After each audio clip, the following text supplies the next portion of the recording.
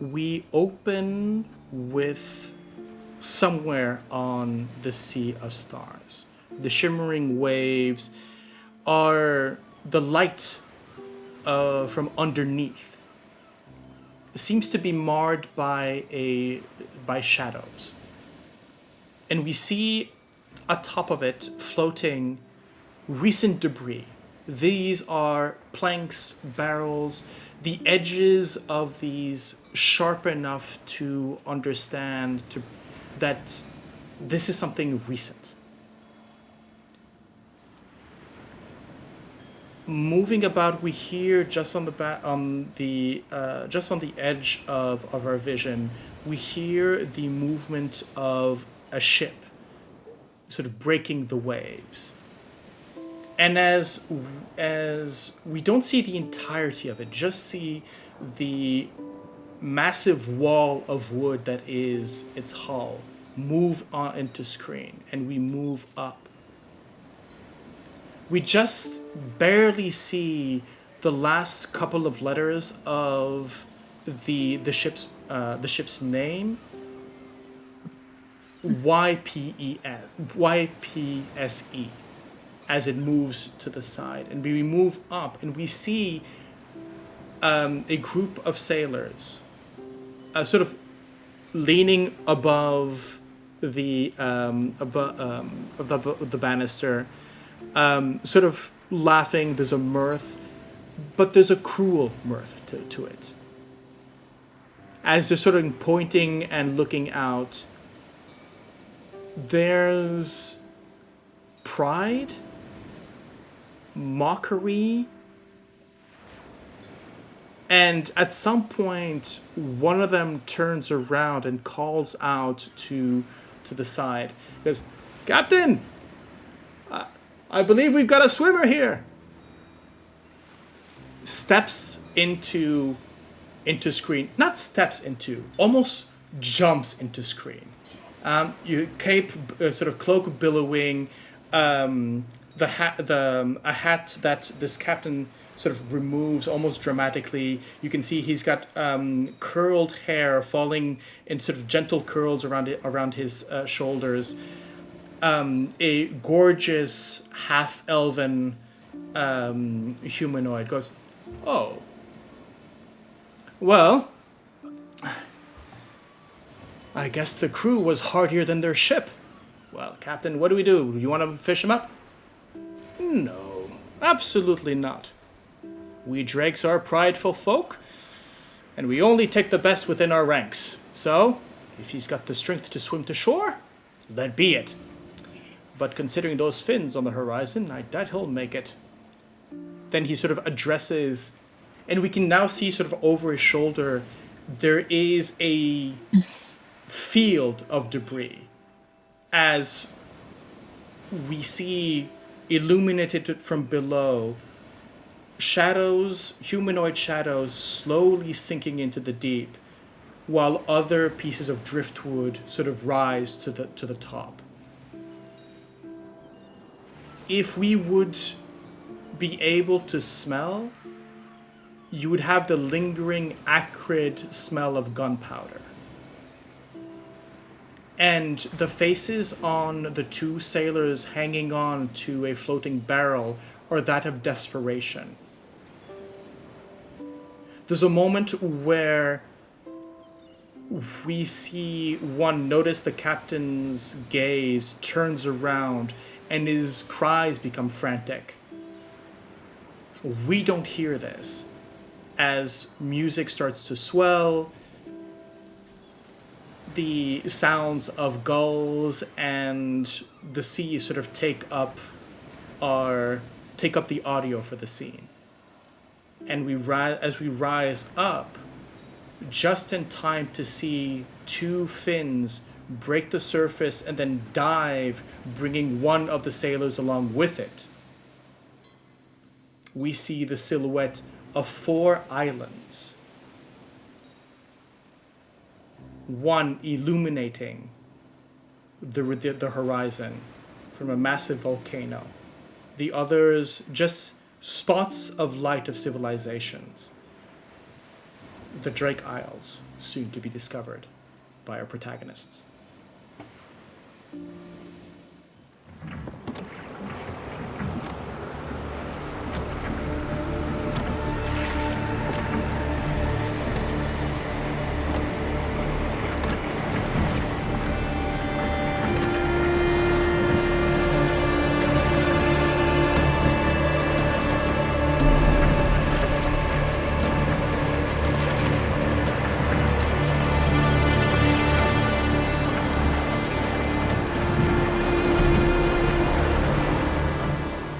Hello, good evening, welcome friends, foes, and those undeclared to Season 2 of this fable, Waves Upon Starlight, where we will be starting Chapter 2 of 6. Well, it's called Come Sail Away. We'll see how it goes. So, yes, we decided that the first chapter was a success enough that we would continue playing this little story. Am I wrong at that? Nope. Okay. It was really, really good. Good. Well, it still will be.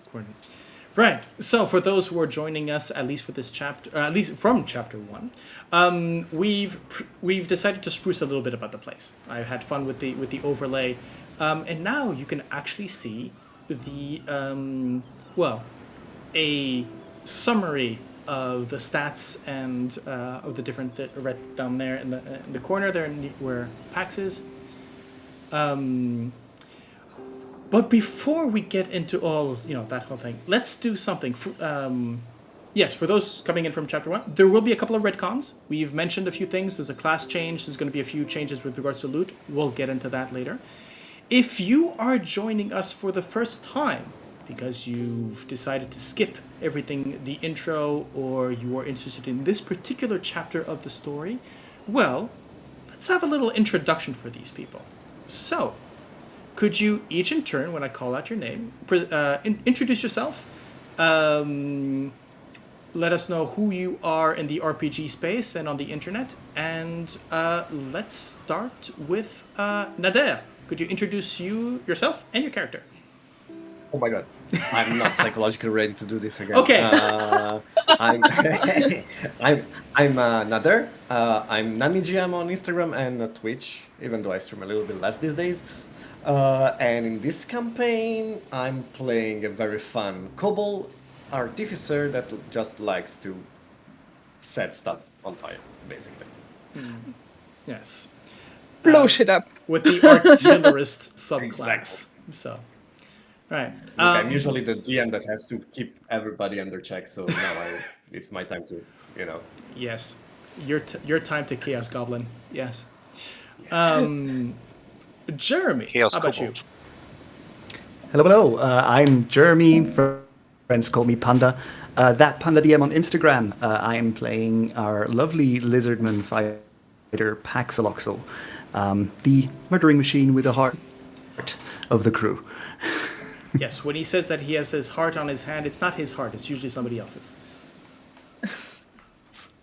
Sometimes double fisting. Yes. Right. Actually, you're the class change. We had decided that Yes. at the end of the last episode, we had confirmed you as the Scofflaw from the Humblewood campaign setting, but decided to go for the Corsair, which is a bit different, but I think we decided suited Pax better, and this is from this book. So, if you're interested, have a look at the Corsair subclass from Ghostfire Gaming. It's fun.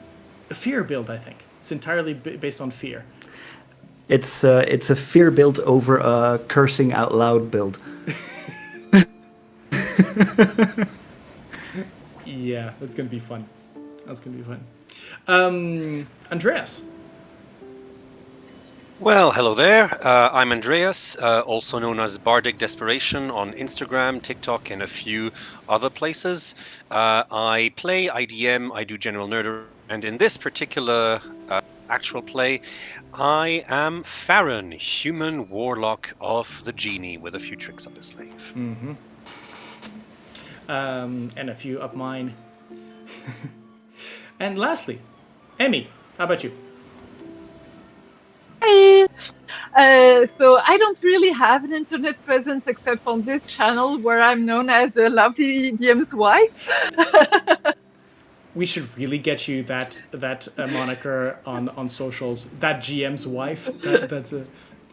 Though generic wife does not work at all. Nah. Generic's wife. I am mostly enjoying playing with all these lovely people, and here on the ship, I am Astrea, an astral elf cleric, twilight cleric to be precise, and currently the captain of the ship we just found. Yeah, so very, very fun as we have one character whose main mechanic is fear and another who is able to remove it. Somebody's clicketing. That's me, my bad. No worries. In chapter 1, well, actually in the Fable one, the first story, you had found each other. You found yourselves shipwrecked after a 6-ship naval battle, and whatever survivors had sort of gathered up, and to try to survive.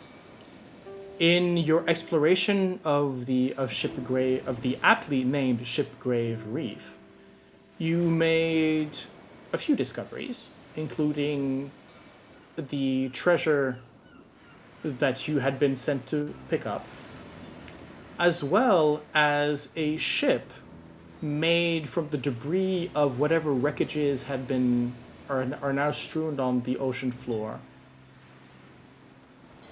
Both of them guarded by the former captain of the legend, a Drake ship whose treasure seemed to be an Aetherium pearl, a stone of such purity that it was cut in a way where, well, Aetherium is magic incarnate. It is a stable form of magical power. This Arkenstone of a gem, in a way, is something that can hold more power than you could imagine. And as such is extremely valuable to any who would need such trinkets. Or this is the basis of what basically a lot of the Imperium's the Empire's magi science, let's put it that way. So, highly sought after.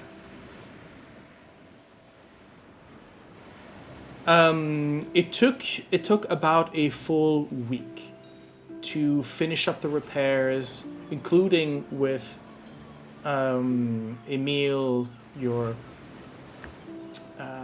Marrow crewman, helping out with the last couple of details.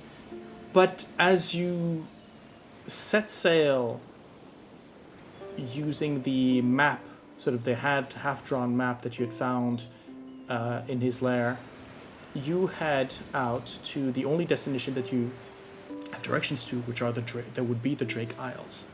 But for now, that decision has not been necessarily made public. The priority of the crew has not been to where we're going, just to get going.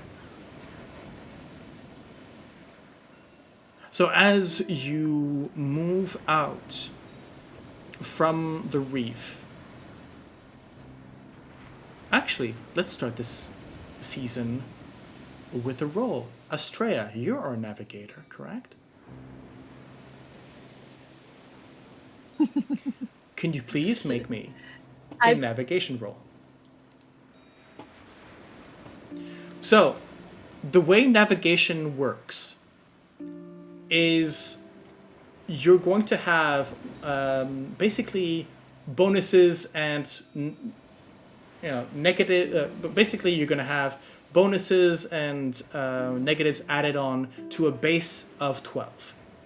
So, for example, if you don't necessarily know the way, it'll be a +4. If you have untrustworthy maps, it'll be a +2 to the difficulty, and that kind of thing. Now, considering that the first roll here is, well, technically a, what is that, natural 19? No, that is a 19. It's a 19. No. It's a natural 13 plus 6. Right. Okay, well, that's good. Just so you know, if you had rolled under a 12, we would have had basically an encounter of some sort. I'd have you roll on a table. Do you wish to roll on that table? Shenanigans. Yes, travel complications would have ensued. Chaos Goblin is... Chaos Goblin is shaking his head enthusiastically. Okay.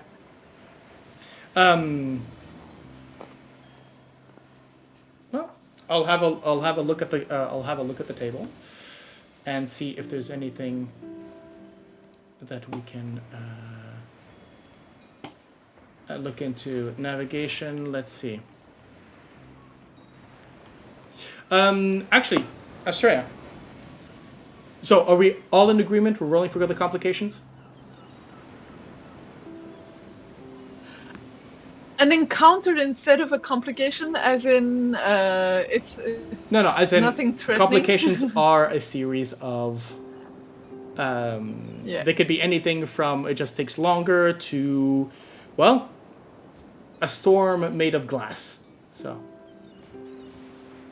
But do we want to do so or not? I mean, I'm fine with it. Yeah, it's a way to take to have a first sight on how it looks when we're on a bigger ship and there's a crew involved in everything. Anyways, don't worry. You'll have encounters. There's stuff planned, so don't worry about that. Right. With the Karen, the Minotaur Karen as your helmsman, they're fairly, despite their apparent bulk, and certain nervousness, right? They seem to be fairly deft at handling the wheel. So you have basically a rank 1 helmsperson in them.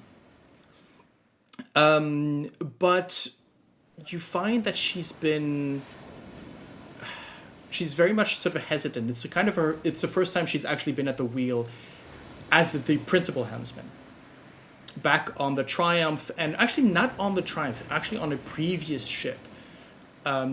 She'd been sort of learning how to handle the ship, but in a ship like the Triumph with so many people, basically that had sort of been pushed backwards.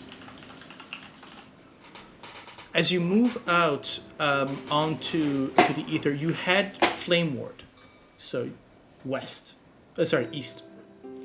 In the idea to catch that current, I'll move you to the greater map here so that we can have a look at where exactly you were.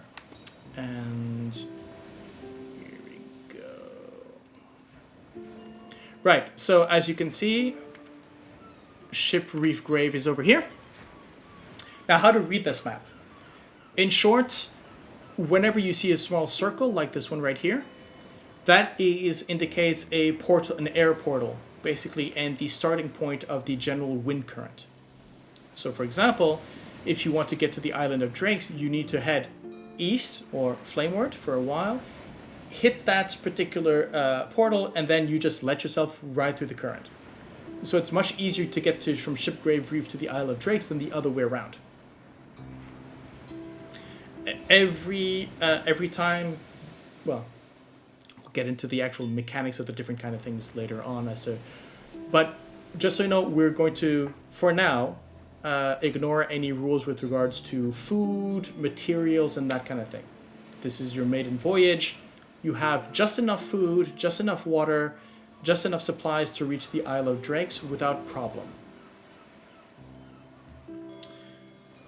But you will need supplying there and then.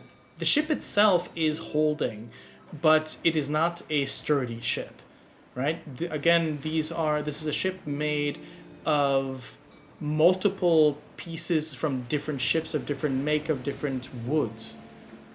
Hell, some of these trees are not even from the same world. So they don't react to ether in the same way. There's a lot of, as you move about into the winds for the first time, there's a lot of creaking and groaning as the planks don't necessarily vibe with themselves, don't necessarily move together correctly. And it takes quite a few moments where there's quite a few instances where Emil has to basically jump overboard and make hastily repairs on the outside of the hull. And you've started leaving out this sort of general netting outside on the side of the ship just to allow him to sort of jump down and come back up onto the surface, onto the plane. Plus, there's the fact that he's a marrow, which means that if he stays too long outside of the ether, he basically dries up. He needs to basically refresh himself. I'm going to ask Astrea to roll me 2d10, please.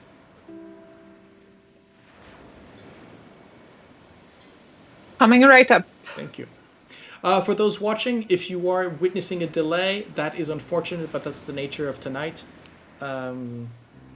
Okay, it's a 8 plus 1. 8 plus 1, okay.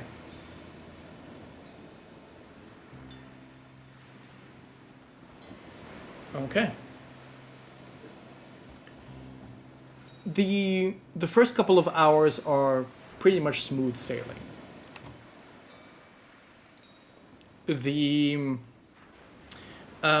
You get the crew, while these are not crewmen that are used to working with each other, it is clear that they are all professionals in their manner. And so when either Pax or your self-appointed bosun, basically Barto, sort of starts giving out orders, relaying your instructions, they just click back into position, into order. There's no second guessing. It's just, okay, this is what needs to be done. They've all been deckhands at some point. They all know how to raise a sail or make a knot and just move into position. Of course, tensions are still there.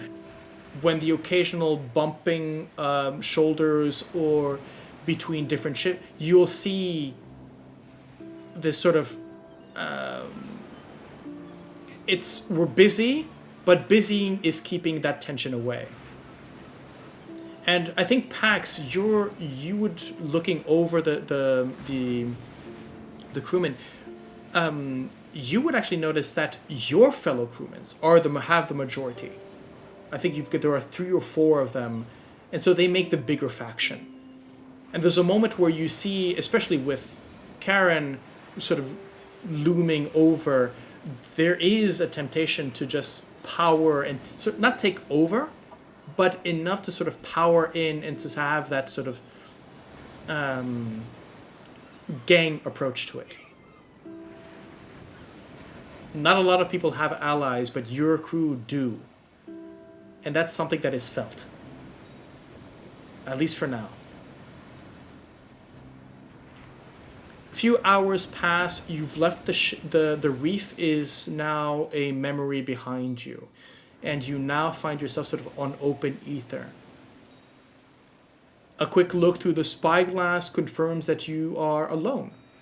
No ships, no no particular movement, rather above or below the waves.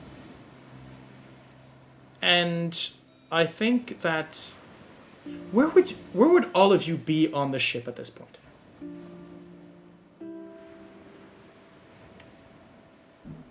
I think Pax is probably going to be near still at the helm, having been also in that tertiary, quaternary helmsman pool of the Triumph. That's where he would be. Okay. Gizmo? I would say Gizmo trying to actually help with the occasional repairs that you were mentioning, like, but not in a, I don't want to say in an unhelpful way. Just I see him more like, yeah, you should just a little bit more on the right, no, more on the, yes, exactly there. Just giving instructions at random without actually doing the repair. So the help action, basically. Yes, Okay. exactly. Okay. Fair? Restocking the galley, making sure that the galley is well supplied, I mean, and it's not. doing. Right? As in, you have... There's no... As we maybe see, if we sort of focus on Farron and Tessa, who's also in the galley along with you. This is a place where there are no shelves. There are the random, everything sort of hodgepodge. Basically, what you have is nuts, meat, and water. There's not much more to actually sort out. And while Emil did manage to recover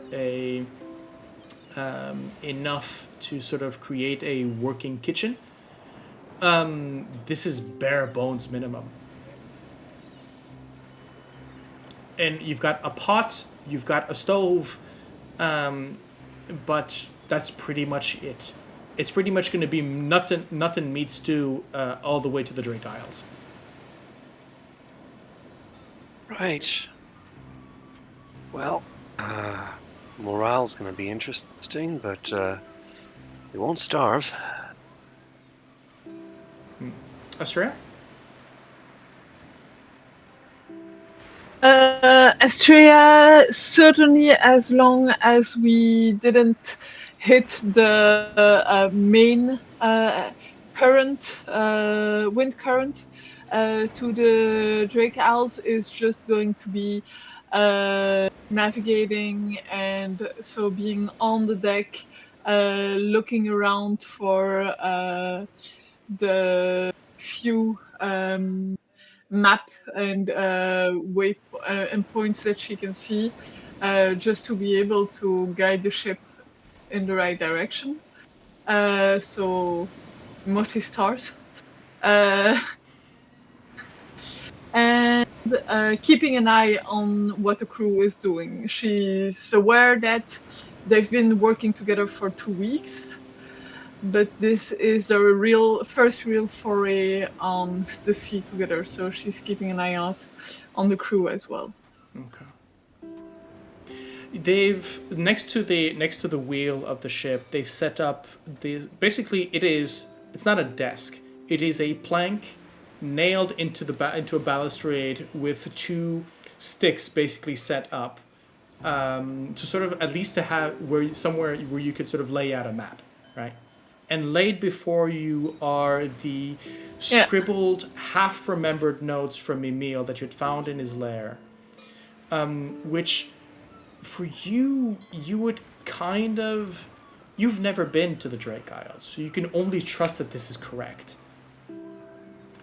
The notes of a half-mad merfolk, fully cursed merfolk, are the only notes that you have, and you're hoping that they're correct. As you're sort of pondering over it, a halfling pretty much sort of comes up. You can hear his sort of footsteps, very silent. Well, actually, no. Almost barely audible footsteps sort of walking up. Actually, I'll say this: you do not hear it coming. He just goes, "Captain," and sort of stands to attention. Yeah. He stands to attention, and it's weird because he's wearing the he's definitely wearing the Endeavor is so he's wearing a Erysian sort of uniform, but it's been torn, repatched. His pants are probably from somebody else's. There's something. It's this weird hodgepodge of uniform and clothing and equipment, but he sort of stands there, salutes in the Assyrian, the Erysian, not Assyrian, Erysian way, which is pretty much sort of a sort of palm, the sort of back of the hand towards you. Sort of opening the hand like this. And he says, Captain, and now that we've gotten the reef behind us, I think it'd be a good time for I think it'd be a good time for you to meet the crew, formally. And I'm pretty sure they Seems to be an excellent suggestion. Good.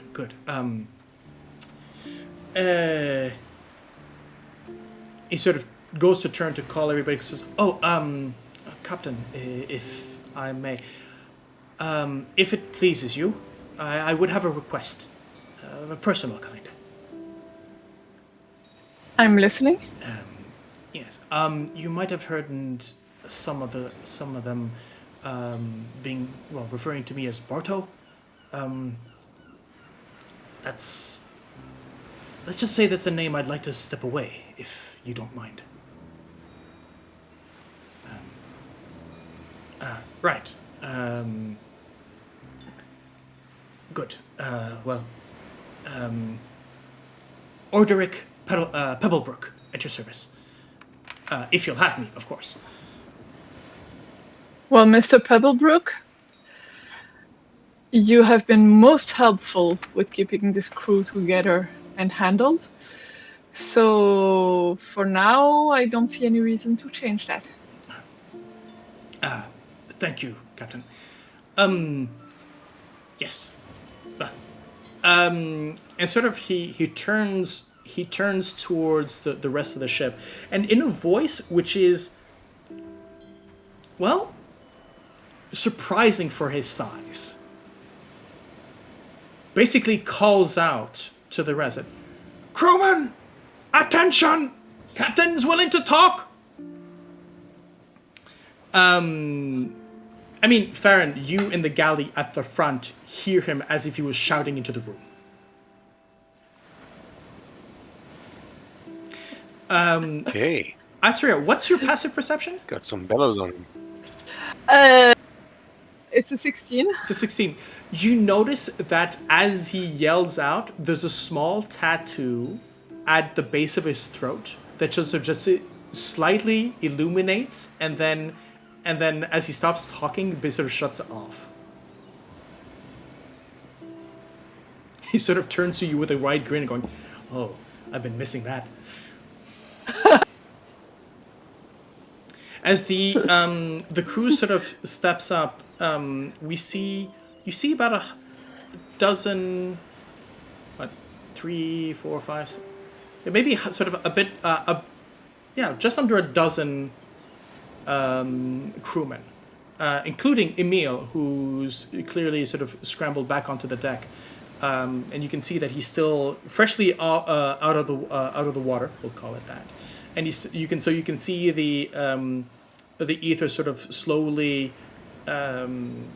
Dripping off. Not dripping, sort of evaporating off of him, and sort of sliding down a bit like cold mist off his body onto the deck and off into to return to the ether. Captain Astrea, it is my duty and privilege to introduce you to the crew of the Chimera.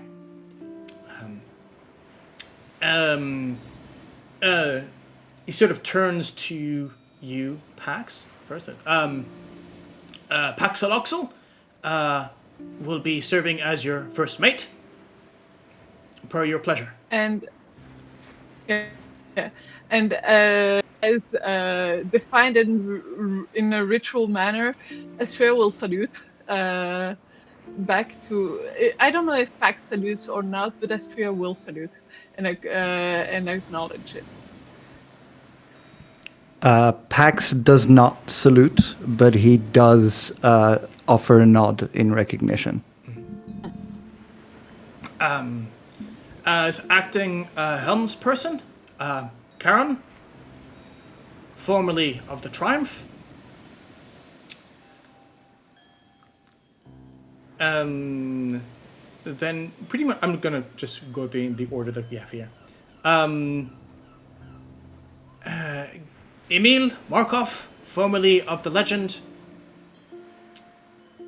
Quartermaster Carpenter, Gizmo of the he sort of whispers, what was your ship again?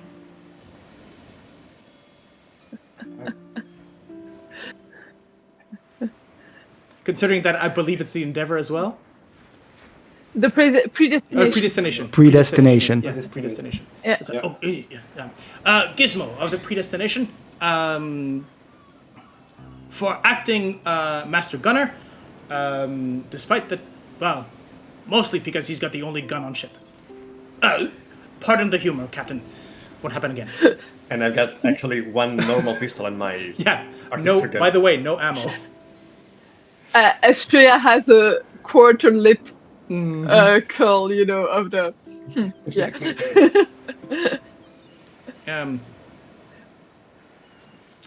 Jork Vanukutha of the EMS acquisition, and you see your former crewmate, well, sort of nodding towards you again with that same sort of Irisian salute. Still River of the Triumph. The young woman, her axe sort of stowed on her back, sort of in a sling on her back, sort of again salutes. But this time, she salutes in a different way. As you notice, that she's Imperial, and therefore, instead of that particular salute that you know, has a fist over heart, sort of with sort of a horizontal, horizontal arm, sort of salutes like that. Dunnan and Dyken Tillard, no relation apparently, of the Predestination.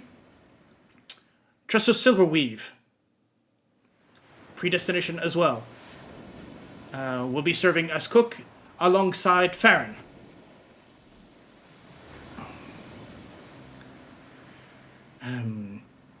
And we have the pleasure and privilege of hosting Aeson Fulanath. Of which we still need to determine what they'll be doing and what we'll be doing of him. Captain, it is tradition, one upon arming a new ship in these circumstances, that an election be set to determine the captain. I have taken the liberty of going through the amended crew and gathering up nominations for a democratic election. And he sort of removes his sort of cap hat. If you would just validate the candidates, we can start immediately the vote. And as he removes the cap, you find one piece of paper with your name on it.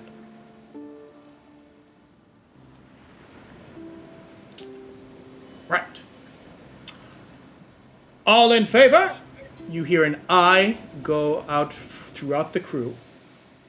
and with the sort of that impish, I was about to say impish Irish grin, sort of puts his cap on. Well, that's the formalities. Put his head, and he sort of turns to the others,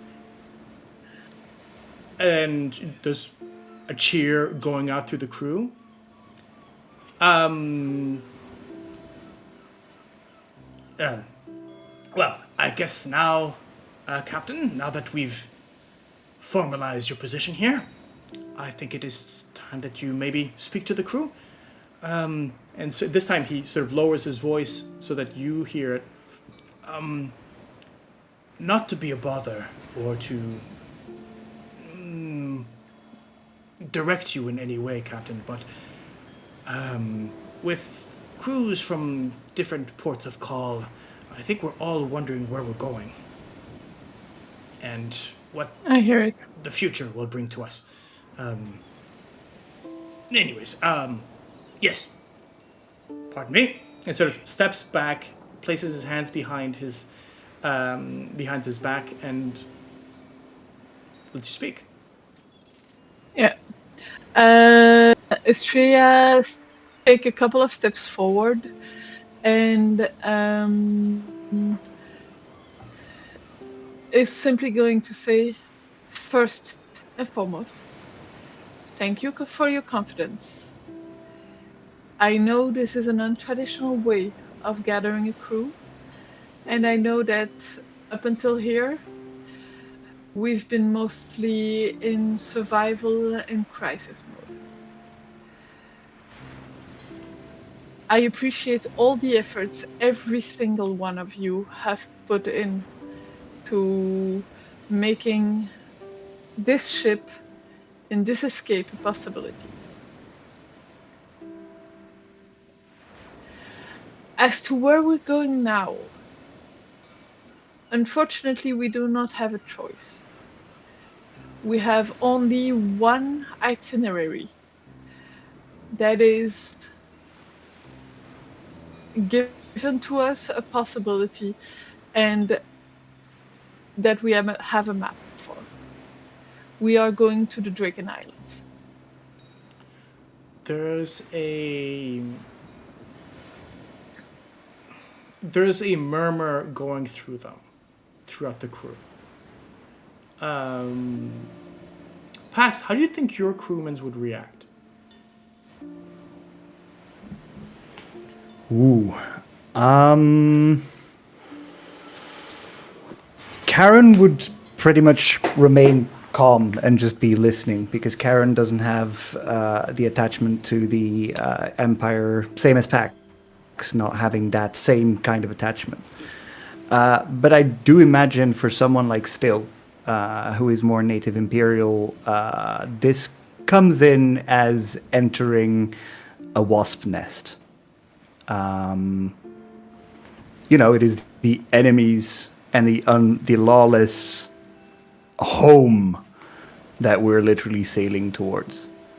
So it would be taken with a degree of shock, for sure. Distressed a bit. Yeah. Thinking of going, out of the fire into the frying pan. Okay.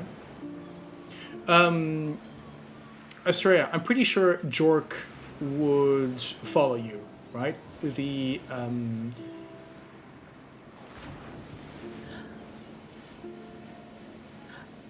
I think he might be surprised. He might be uncomfortable with the idea, but he's a mercenary.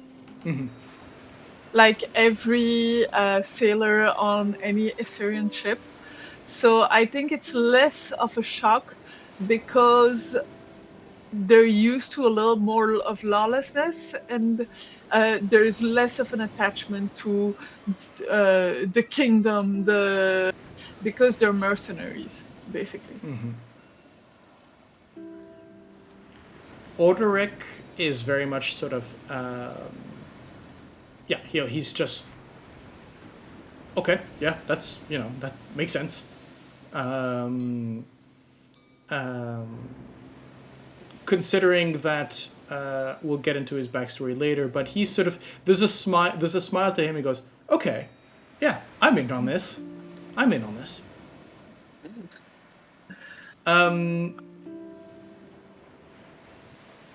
Gizmo, how do you think the three from so Dunnan and Dyke and Tillard, as well as Tressa, how would they react? I imagine the Predestination crew being not really in the mood to go to the Drake Isles, because that's not what everybody wants to. It's not your ideal vacation spot. But on the other hand, I would imagine them discussing about the fact that, Astrea versus Skurrik, I would much rather follow Astrea. I think there's also the fact, I think Tressa sort of reminds the two that, hey, basically, reminders, you guys are mutineers, right? You basically were part So shut up. of a mutiny along with Skerrick, and goes, how's this any worse? I think Tressa sort of looks at you like, oh, good for you, lass. Sort of.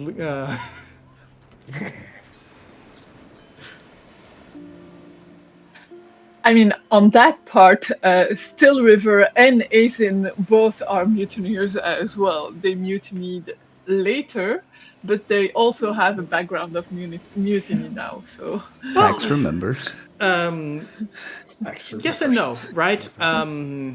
Asin was very much in their minds, they're not mutineers because they were acting up against somebody who was not of the Empire and not their captain. So it's literally they were making a coup on the camp, but it was not mutiny.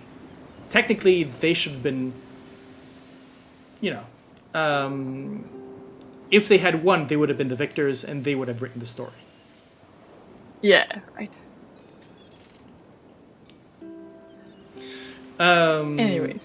Anyways, the and Emil is just sort of has that sort of difficult to understand expression.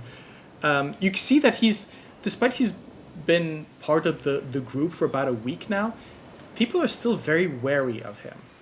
And as when he sort of steps onto the ship, and you can see he's been fairly solitary up until now. The only person he's really been interacting with are Pax and Gizmo, because Gizmo is one of the most able people when it comes to repairs and stuff like that. But you can see that, and he doesn't seem bothered by it. But then again, that just could be the madness and that sort of him getting back used to. You'll often hear him muttering. He'll mix. What's been the most disturbing is that he'll mix up the crew's names, bringing out names that you sort of kind of figure out that are the names of his previous crewmen, and he's sort of projecting the identities of his fallen crewmen onto the new crew, which is almost a good sign, I guess. It means he puts us a positive connotation on us, at least. Yeah, at least. But it's still very much hey, yeah, of course, yes. I'm Charles, yeah, that kind of thing.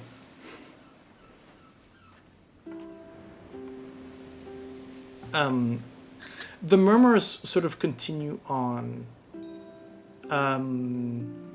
Astrea would leave a moment of reaction, but then take over before it can get to a full-on conversation between the different crew members, and stating, our cooks tell me that we do not have rations for a long sea voyage. This ship is barely seaworthy, and we have a map to the Drake Isles, which is the only map that we have. So just as every decision on the Shipgrave Reef was dictated by survival, so is this decision. When we get there, just as you start that sentence, there's you have basically Captain, and it sort of look as you sort of look at Gizmo in your pocket. You feel, I think you're this one who still has it, the elemental compass. Yes. You feel it vibrate. The thing is, the compass is made in a way where it is linked to the 4 elemental nodes, the 4 elemental directions that surround the ethereal expanse. Right. But whenever there's the compass is made to sort of, if there's an opening or a rift close by, it'll sort of shift. And old as it is, it's become, there's a certain roughness to the mechanism, as in it sort of, instead of smoothly moving toward the needle smoothly turning, there's a sort of a grind to it, and so there's a little vibration, which you found actually quite useful because it now sort of vibrates or makes a noise so that you know that things are coming. Okay. And here you feel it vibrate. The gear, as one of the gears starts turning, announcing the opening of an elemental event close by. Rift. Yeah. Okay. And as you look around you, just as in the middle of your speech, and Astrea, you rolled this. You multicolored fire starts to illuminate the sky. The ship's deck finds itself plunged in a rainbow of multicolored light as the sky, almost like a aurora borealis, sort of comes in, covers the sky, and just burns right through across the stars. So no threat to the ship whatsoever. Not only is it not a threat to the ship, but each and one of you gain a point of heroic inspiration. Oh. Cool. That's per 2024. That's a reroll, right? It's That free. is It's a reroll on a D20 test. yes. Yeah. Now, we have not decided. So basically, you can decide to, as per the rules, is then you can decide to use your heroic inspiration before you roll the die to basically have advantage.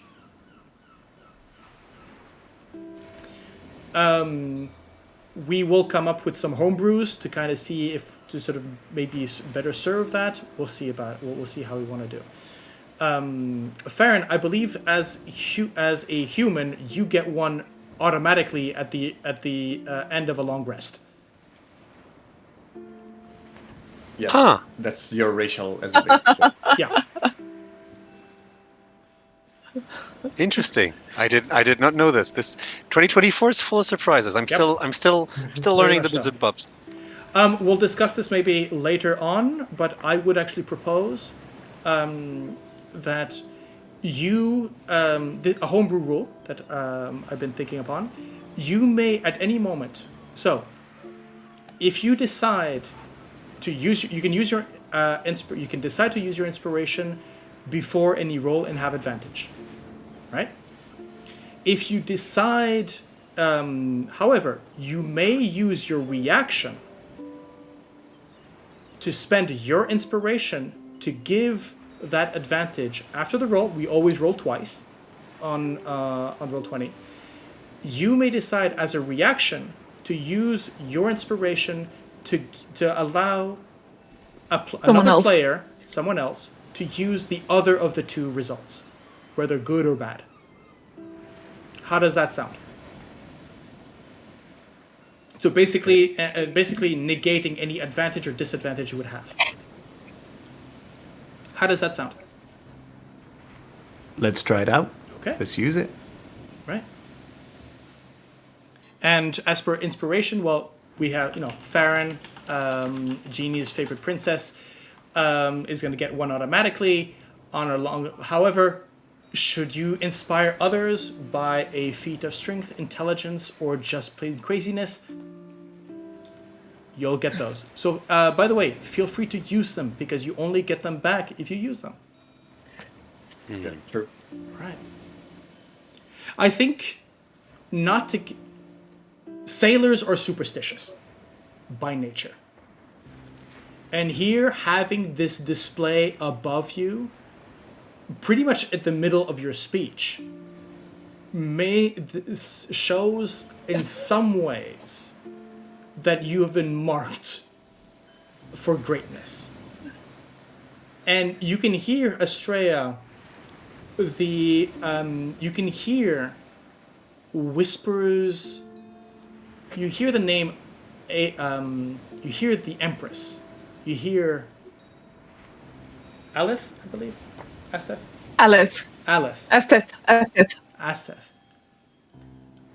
Sort of going, Asteth. And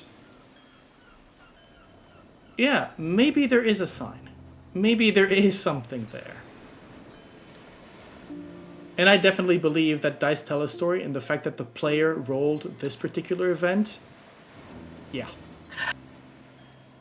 To be fair, the combination of the aurora and the whisper in Astrea's mind, Astrea is going to put one knee to the ground. She is going to have a prayer, basically. I don't think... As she sees it, Mhm.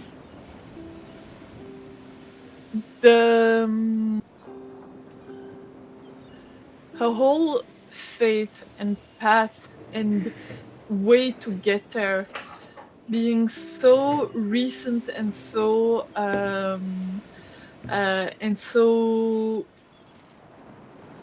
fresh, she is going to fall back on old reflexes. And so, knee to the ground. She's not bowing her head because that is not a tradition, but she's looking up at the stars and has a quick praise, basically. It's not a full-length prayer, but it's a all hail Asteth as she looks up to the sky and then stands back up. How did the rest of you? Well, let's first start with the PCs. How do you react to this? So Farron and Pax, you are aware of this deity, right? It's Asteth is one of 4 deities that watch over the expanse. One of the 4 elemental deities.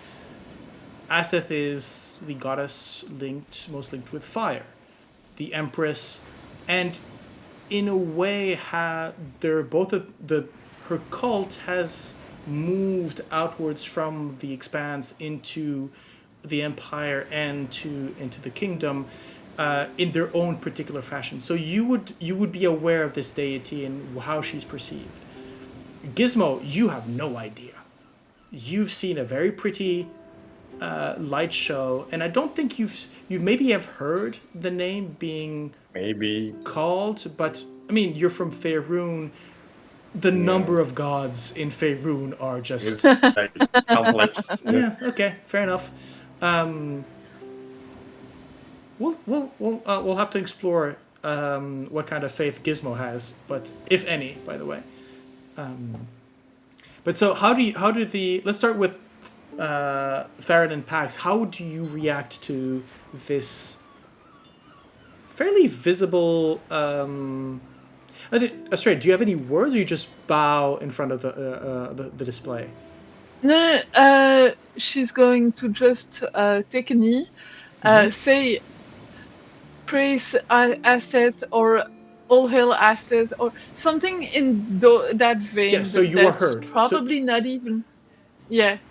I'm not even sure she actually says it in a common language. Might be in Elvish. Okay. And But I mean, the and word then, Asteth is very much yeah, recognizable. Okay. and then we'll simply stand back up. Yeah. So this is clearly an act of devotion. That's what I mean. That's what I wanted to know. Yeah. Okay. So Pax, how do you and yours sort of react to this demonstration of faith?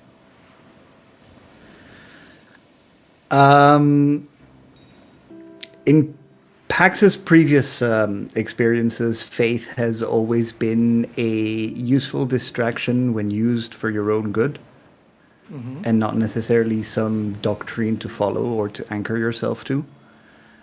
So there would be a moment where he would have a sideway glance towards Astrea,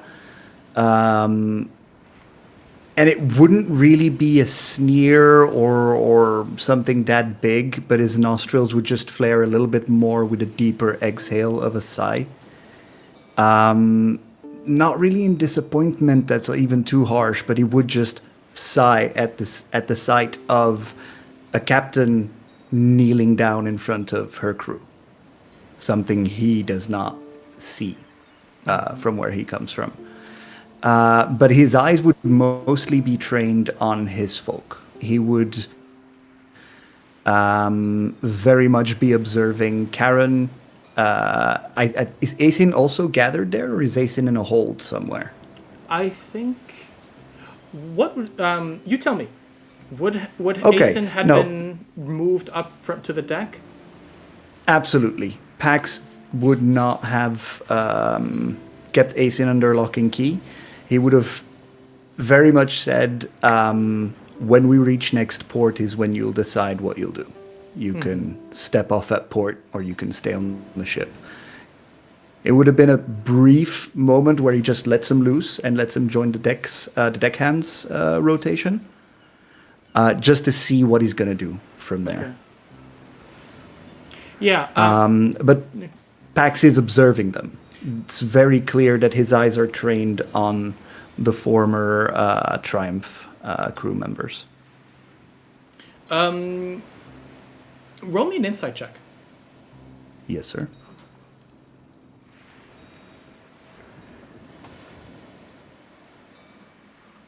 Okay. With the 10. Difficult to read, maybe because of the distance, maybe because... but there's... I think because he doesn't disguise it, I think Asen has definitely a sneer. Just the corner of the... just from the corner of the eye you catch it. But he has a sort of a sneer. I'm going... Sort of... so a satisfied sneer. Okay. Most you realize... Well, Farron, how about you? How do you react? I think to Farron, Farron is both a sailor at this point and a gambler, so superstition is not something foreign to him. Neither is religion. I think, though, that for Farron, especially given what has happened to him, he sees divinity and he sees forces like luck, like very much things like that exist, but more like a force of nature than something that can safely be bargained with. So watching an act of devotion, there's ambivalence and there's curiosity. There is curiosity in that, hey, I've learned something about you. Ambivalence in that, do you ask, to what extent does it actually work to ask the thunderstorm to be nice to you? In this world, sometimes it does, but more often than not, it doesn't. So I think there's that mixture of both. There's that mixture of curiosity and also a little bit of holding back from someone whom he sees now as meddling and at least praying towards powers whose wrath he knows all too well. Before we get to you, Gizmo, well, actually, fair enough. How do you feel your... actually, no, we'll get to Gizmo in a second. So just wanted to read you this as to how Asteth is seen outside of the Expanse. So the Caroline Empire has adopted the worship of Asteth with gusto, and her flame cults have grown with such rapidity and vigor that the Caroline Empire, the Caroline Crown, fears they'll soon become a threat to its political sovereignty. The government has cultivated a nationalistic image of Asteth, portraying her as the mother goddess of warlike power and the homely hearth. It is popular to name girls born after a troubled birth Asteth to honor their power. In Eris, Asteth's fickle will is emblematic of the caprices of the market. Merchants and investors, particularly those who remain in the Wind Crown or in the Assyrian capital on the material plane, issue prayers to Asteth for a sudden rise in their fortunes or a favorable market crash, especially one that ruins their rivals. So, I guess, knowing that, Pax, would that change any way? No, because you're sort of doesn't change anything particular to you. Farron, does it change any way on how you would see this event, sort of marking the maiden voyage of this ship and crew?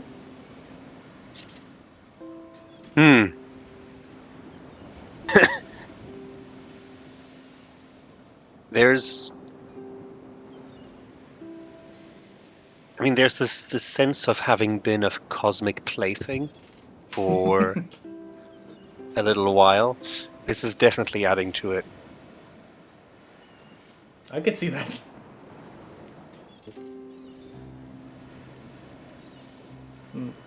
How about you, Gizmo? Oof, I guess it's a bit complicated for Gizmo because first there's the compass, right, vibrating, and then these phenomena, and then Gizmo being very curious, he would just instinctively run to maybe Astrea or someone to ask questions about like what could be happening. But then as soon as he sees Astrea kneeling, which is something very weird for the persona he has in his mind about Astrea, he stops and decides to just kind of respect the moment, even if he doesn't understand what's going on and why she's doing this, why she's praying. So the only practical thing he can actually do right now is to understand what kind of relation there is between the compass not behaving like normal and this kind of weird phenomena in the sky. So he tries to understand something about the... Roll me an Arcana check. Yeah, right away. Did it work? Yes. Yes. Oof. So I'm gonna give you the advantage on this, considering that there's a lot I of... would have used my inspiration, to be honest, because... Again, remember, to in know. this case, you would have used inspiration before the roll, but somebody could use a reaction to spend theirs to give you that 20. Fair. I'm going to spend my reaction to give you that 20. Okay, thank you. Basically, it's because mostly it's self-evident in a way, where this you see that there are 4 needles basically, each directing towards the 4 cardinal directions, and it's the one that indicates fire that all of a sudden sort of pivots and moves, and you realize that this is a phenomenon directly from the elemental plane of fire. There's a portal or a myriad of portals that opened up, and so this phenomenon pretty much... But the compass started vibrating before you actually saw the fire in the sky, which means that there's that brief instant where your compass was reacting to the phenomenon before it actually happened, or just at its beginning. Kind of foresee the... Yeah, okay. It will not necessarily it won't allow you to maybe foresee too far in the future, but it will Yeah, definitely fair. allow you to go, oh wait, something's happening, Something is happening. and yeah. it's there, right? That kind of thing. Yeah. Okay. So you, before the moment passes, and the moment lasts maybe for maybe 30 seconds, and then sort of shifts away as this sort of, and so again, you just have this moment where the illuminated, it's almost like fireworks, and that moment where it just sort of slows down, and for a second, everybody's sort of silent. There's a moment where you feel there's an ambivalence that people, some noticed Astrea kneeling, most didn't actually. I rolled 2d20s for their perception of your gesture, Astrea. I rolled 2 nat ones. So I'm pretty sure that apart from the 3 that I interrogated, yeah, not a lot of people noticed your gesture. But Asen did. And of course, Pax, Farron, and Gizmo. Yeah.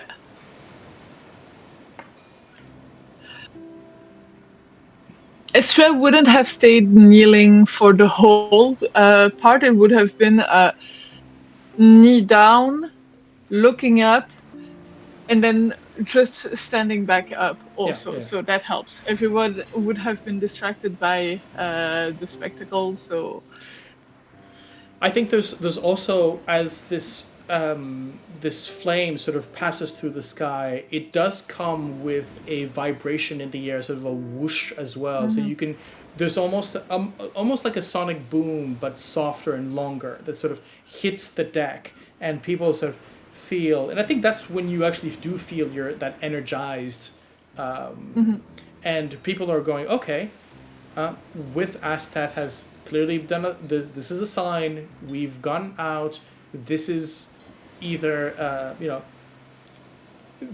most of them turn back to you, Astrea, going, okay, clearly this is the right decision, we're doing this, right? yeah. And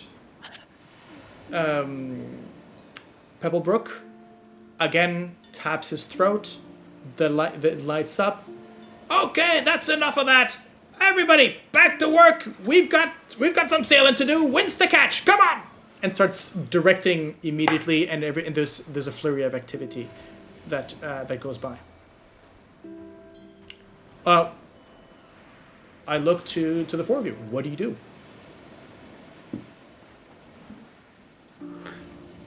As people scatter, I think Pax non-verbally just takes a moment to stand still and look at Astrea for three whole seconds in complete silence without giving a nod or a shrug or a frown or anything, and then walks off after. Still, I'm assuming, is going back to her post at the helm?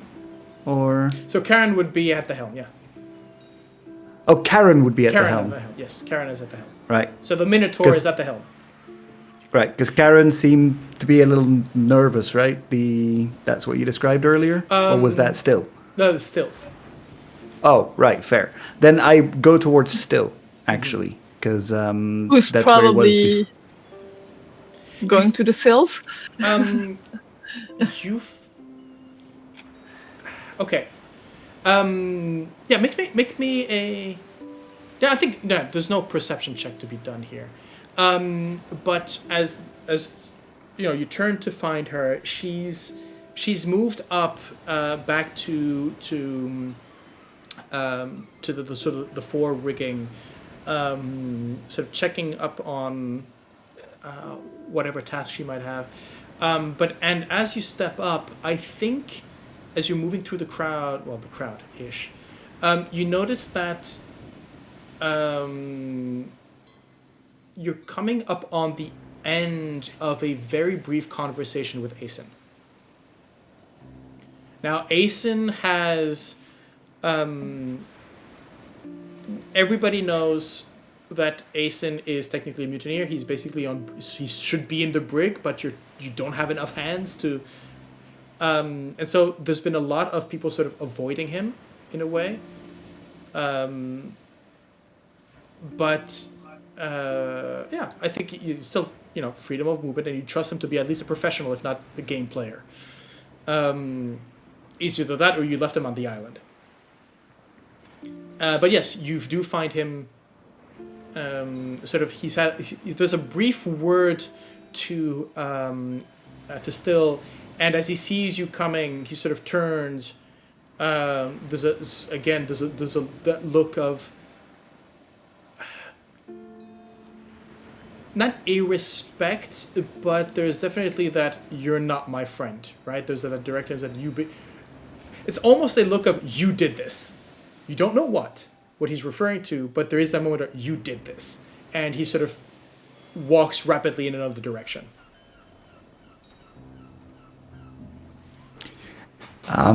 Leaving Still sort of looking at him, sort of, that was abrupt, and then she turns and sees you and goes, oh.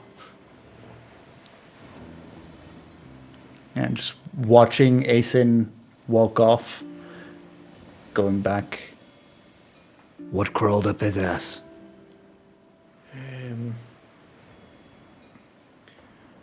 Well, I mean, I think he's worried.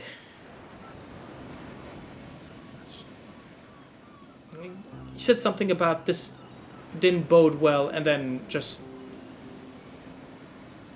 turned tail and walked away. Look, Pax, sorry, Mr. Paxaloxel,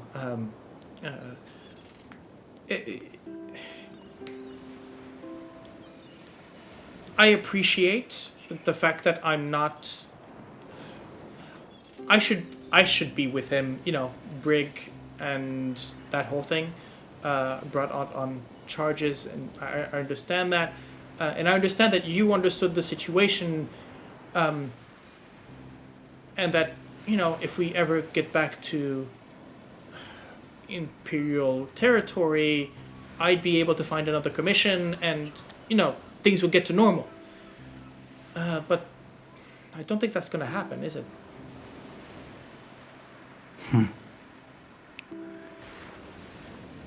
It would be easier if anyone had answers. 2 days ago, you picked up swords to try and kill people in order to increase your chance to survive. Well, it was a week ago, but it feels like 2 days ago. Today you're on the deck of a ship heading to the Isles of Drakes. Yeah. Tomorrow we're maybe fighting a Leviathan. Yeah, let's not. I don't think we'd survive with, What do you want to do still? Look,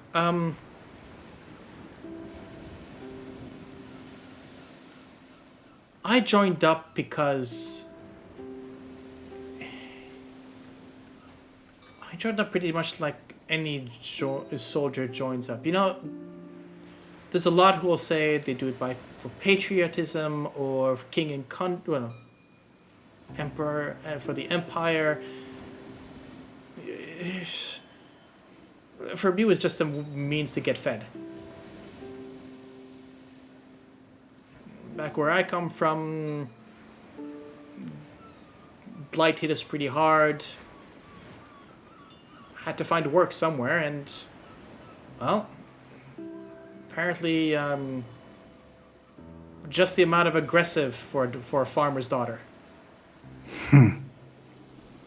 You don't want to meet the business end of your axe. Let me tell you. Yeah, well, I've seen how you handle yours, and so I'll return the compliment, sir. But If you want to be treated the same way as Aeson for what happened then I'll tell you what I told him. We're gonna hit a port at some point. You wanna go? You go. You wanna stay, work, and make a living under a new captain? Then you stay. All I ask is for no trouble as long as you're on this deck. Yeah, I get that. Make me a persuasion roll. I'm not being scary right now. No, but I believe you can use strength. Can I? I believe that the big thing about now is that all of your persuasion. Oh no, so it's intimidation. Only intimidation. Intimidation. Yeah, make me a persuasion roll. Let's see how this goes. Let's do it. Okay. Anybody want to use the reaction? I mean, is there someone who's close enough who could use their reaction? Or is it just... Well, actually, here's the thing. Yes, we'll consider the. Should we? The idea is that you spend your inspiration to use the help action as a reaction. Is that how we're mechanizing this thing? In a way. Anyways, I'll give you the 17 because it's more interesting. I mean, technically that's a nat 20. Oh, okay. Oh, right, you've got a -3. If you're gonna give me that one, it's the nat 20 because it's nat 20 -3. Right. Okay. Let's make this the episode where everyone gets a free... Yes, you get a free advantage. from the DM. Yeah. Let's put that in. And she goes, "Oh, okay, yeah, I see that.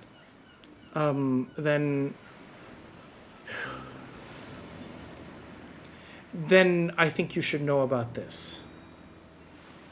Aeson's been talking, mostly to the crew of the Triumph.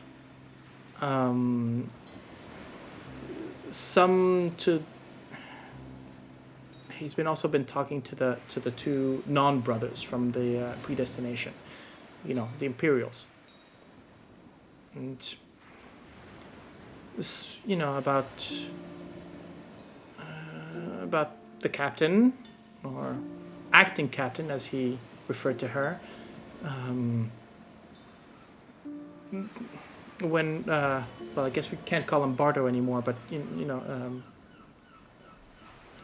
Ulrich, when he was passing by asking about naming the captain officially and that kind of thing, he was he didn't say anything, but you could see him thinking. And he knew about the map, about Drake Islands.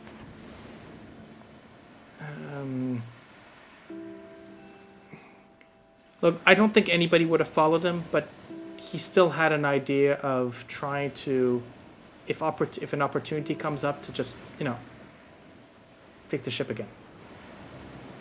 So, I don't know how much that thing's changed now, but, yeah. As she finishes saying that, Pax just raises up one of his hands and reaches out to her shoulder and just drops it. But this is something he has not done on the Triumph. Right now, his claw is coming dangerously close to her face, so I don't know how she reacts to this. There's a moment of... She's very aware of it depends. How much weight do you put on it? Is it sort of is just sitting there, or are you pushing down? Is there a no, not pushing down, but just letting my arm go dead weight on the shoulder. Okay, then what I'll say is that I'll use that 9, right? And I'll say that yes, you do. She is very aware that one of your talons is very close to her throat, right now, and so she has that. She's gone. You feel underneath your touch, she's gone stiff. Right, she doesn't know what to expect, because she doesn't know if if the first move from her is going to trigger an attack. Yeah. When Pac senses that stiffness, he pulls the hand back with a bit of a frown, looking at his hand, just like, keep your shoulder blades locked when you're at the helm. Otherwise, the ether is going to drag you along instead of you sailing in a direction. Good work still. And Pax just turns and phases and walks away. Okay. Not sure if she got it. She goes, right, I had something to do. And so basically sort of, she stays there that just couple of 1 or 2 seconds realizing, wait, what? That? Right, stuff. And then she moves off onto the screen. Who do we move to? Farron, let's move to you. When Farron isn't trying to reorganize the pantry for the umpteenth time and watching his new colleague cook trying to not get a pan over his head again, I think he takes the time to practice his swordsmanship. I think he would remember Pax's offer and at some point request another drill session.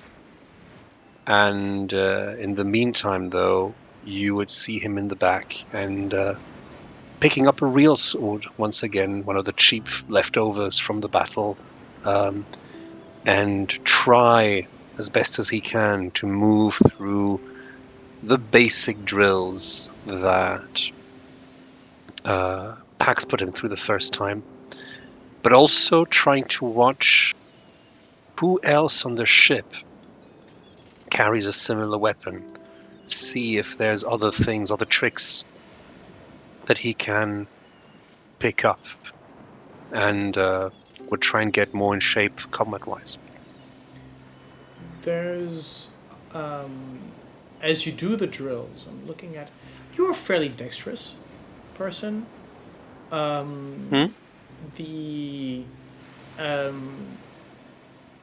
So I think that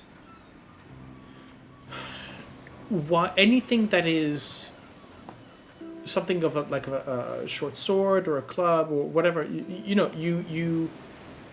know how to slash and poke, right? And one thing that you discover is that as long as you're just slashing and poking, you feel like it feels like an object in your hand. However, there is that small moment where as soon as you sort of concentrate onto your weapon just for a little bit, you feel that there's a moment where there's just that moment where it's there in your hand, and then there's a click in your mind. The way that you almost understand the weapon. And here, it becomes a part of you. And you realize that this is happening not automatically. As in, if you drop the weapon and come back to it later, you've lost that connection. It's alien again. It's something, it's a tool in your hands. But as soon as you sort of concentrate onto it, it becomes fluid, and it's almost like the blade itself is instructing you on how to use it. As little by little you discover your pact ability, as to pact the blade, and to imbue yourself into the blade, and the blade into you. Interesting. So I have a question for you, Farron, here, which is, do you have a tendency of wanting that cheat?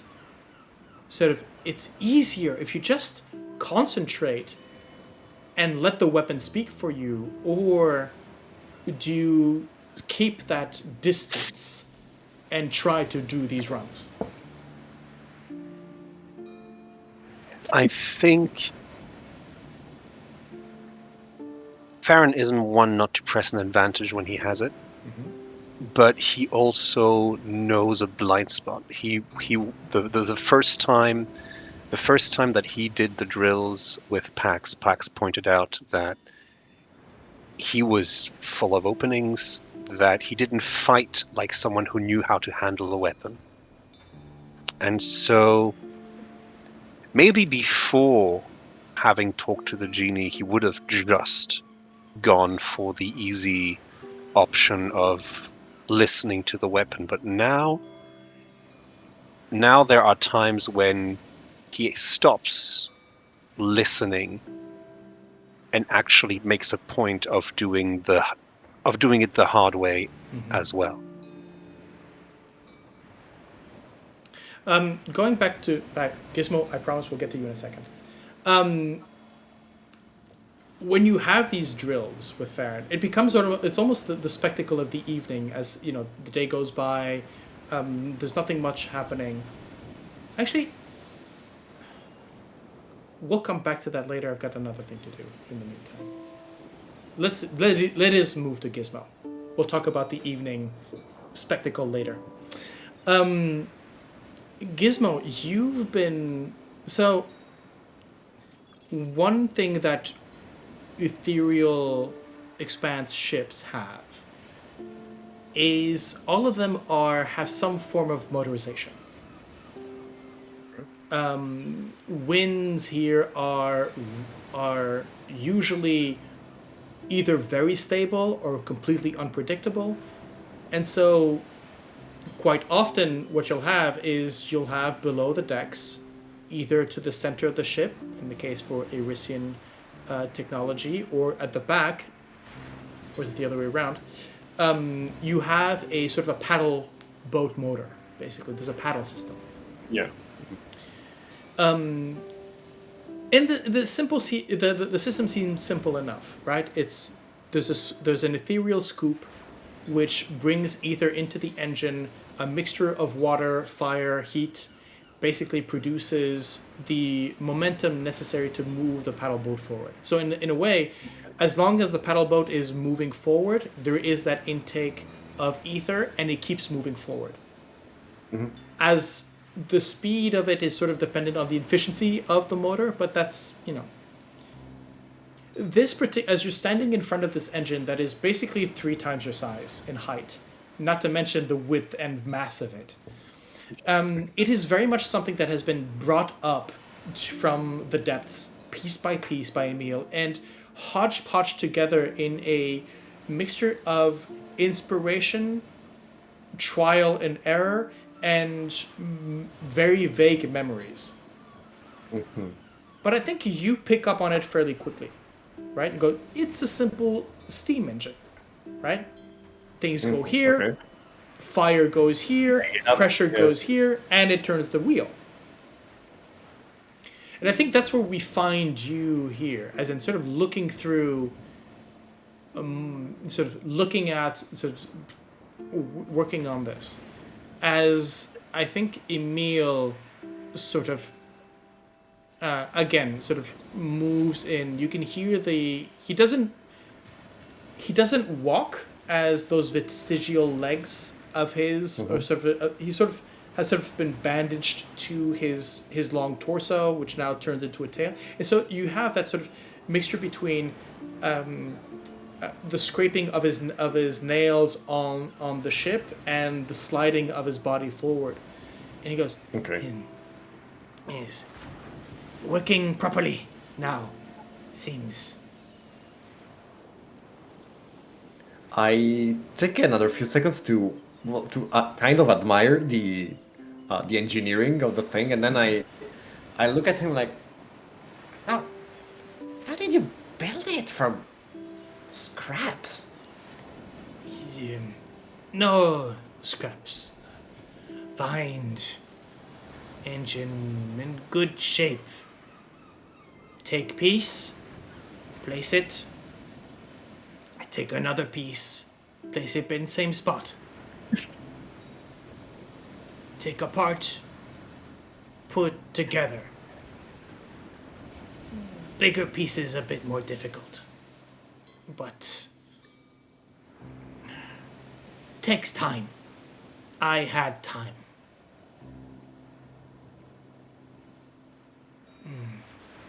But you make it work.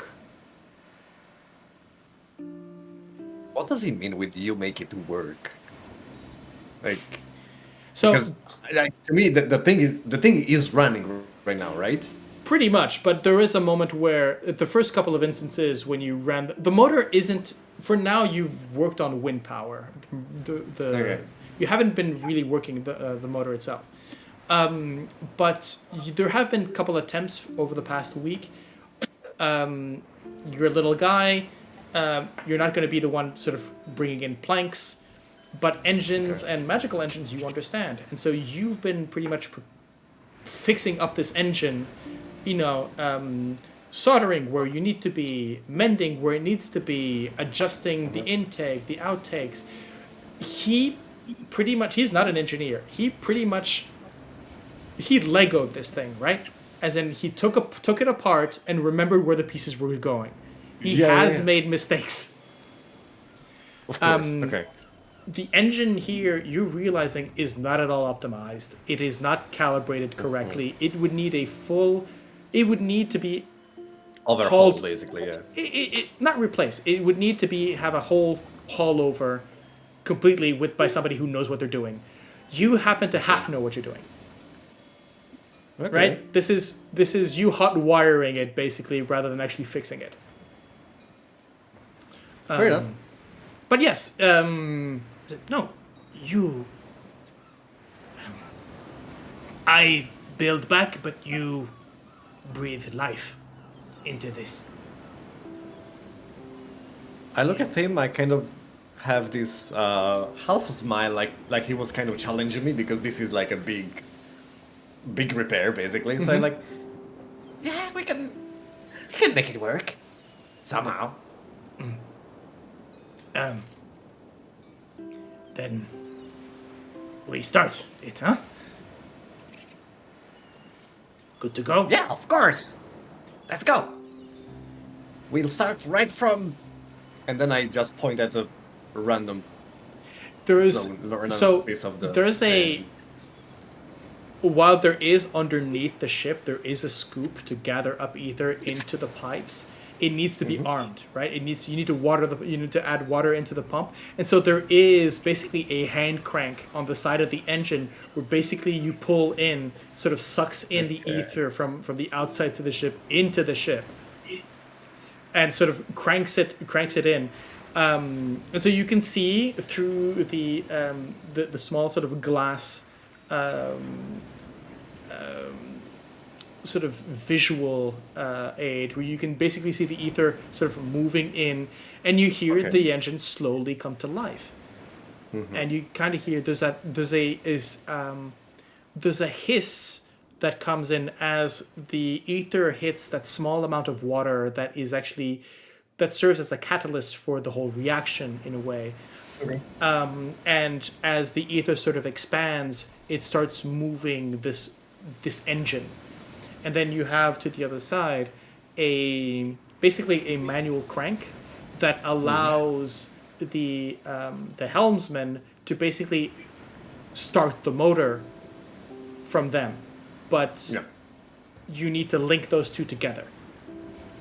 Okay. So you start the motor? Yeah. Absolutely. Okay.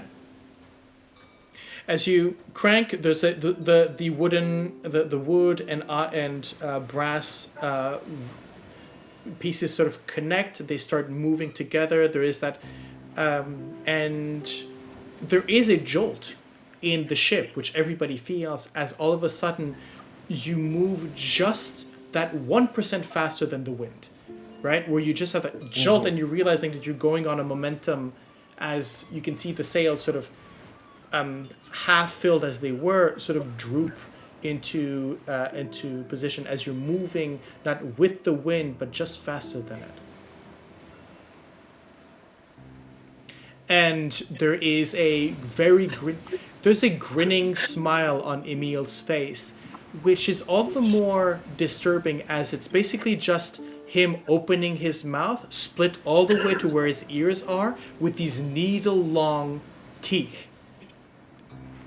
But you understand it to be a face of reminiscent of immense satisfaction. Just before you hear Astrea's voice boom underneath. Gizmo, Markov, what did you do exactly? We're good. Everything is good. It's okay. I think there's probably a brass tubing that comes to Yeah. sort of a communication tubing basically for the, and basically yes Does someone want to explain what's happening to the ship, please? engine fixed, Captain. Little one here did good job. All right then. As the and we see I think we sort of break away from that particular scene, and we do see the engine at the back of actually, I'll let you guys decide with regards to the aesthetic of the ship. Would you rather have the paddles be on the side, sort of paddle, or at the back of the ship? So having it at the back would be more aesthetically pleasing, but the thought of having a boat like Steamboat Willie cartoon is too funny for me, so I vote for that one. Where did I give you? Where did I put this? I put this in the handouts. So if you want to have a look at what it looks like, so it would be an Arisian engine that would be at the back. Yeah. The galleon type row. Yeah. Okay. Yeah, so it's this huge it's huge basically flywheel at the back that's just move forward. Okay. Right then. Well. As we move sort of back and we see it sort of moving forward, there's a slew of activity at the ship, and then there's a moment where I think it's a couple of hours have passed since that event in the sky, and here once again you feel wind coming sort of coming airward, as in to your left, and sort of pushing that way as you realize you've hit the current.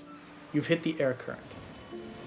It doesn't take too much for you to steer the ship, and that breath of fresh air also means for the crew, we're actually going to start moving. Right? The motors are never going to replace a good wind at your back. Mm-hmm. And you move in. And here the waves open, the sails open up, the waves open up in front of you, and you feel the ship creak and groan in a way that it hasn't been put to the test yet. But for all intents and purposes, it seems to hold on. And the crew is nervous at first, not knowing if the ship might just disintegrate underneath their feet. But that mood then turns to elation. That elation of going, yes, finally we are sailing again. We have a destination, wind at our back, a ship underneath our feet. This is what we're made for. This is what our life is. And before we get to the party, let's take a break here. Okay. So, friends, folks, well, you know the drill. We'll see you just on the other side of the week.